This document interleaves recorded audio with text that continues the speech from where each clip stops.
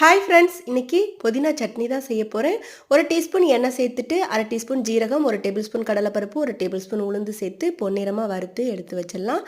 அதே பேனில் 4 பச்சை மிளகாய், 3 வரமிளகாய், 6 பல் பூண்டு சேர்த்து வதக்கி விட்டுட்டு, கூடவே சின்ன நெல்லிக்காய் சைஸுக்கு புளி சேர்த்து ஒரு 10 செகண்டுக்கு வதக்கி விட்டுடலாம்.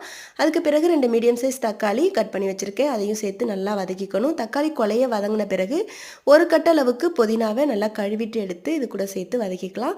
புதினா நல்லா வதங்கி வந்த பிறகு அப்படியே ஆற விட்டுடலாம். சூடு ஆறட்டும். இப்போ நம்ம பருப்பை நல்லா பவுடராக அரைச்சி எடுத்துகிட்டு வந்துட்டு நம்ம வதக்கி வச்சுருந்த தக்காளி புதினாலாம் சேர்த்து அரை டீஸ்பூனுக்கு கல்லுப்பு சேர்த்து தண்ணி சேர்க்காமல் அரைச்சி எடுத்துகிட்டு வந்துட்டு ஒரு பாத்திரத்தில் மாற்றிட்டு தாளிப்பு கொடுத்துக்கலாம். ஒரு டேபிள் ஸ்பூன் அளவுக்கு எண்ணெய் சேர்த்துட்டு அரை டீஸ்பூன் கடுகு, அரை டீஸ்பூன் உளுந்து, 2 பல் பூண்டு தட்டி சேர்த்துருக்கேன், ஒரு கொத்து கருவேப்பிலை, ஒரு வரமிளகாய் கிள்ளி சேர்த்து சட்னி கூட சேர்த்து கலந்து விட்டுற வேண்டியதான். இட்லி தோசையோடு வச்சு சாப்பிட்றதுக்கு ரொம்ப நல்லாயிருக்கும். ட்ரை பண்ணி பாருங்கள். வீடியோ பிடிச்சிருந்தா லைக் பண்ணுங்கள்.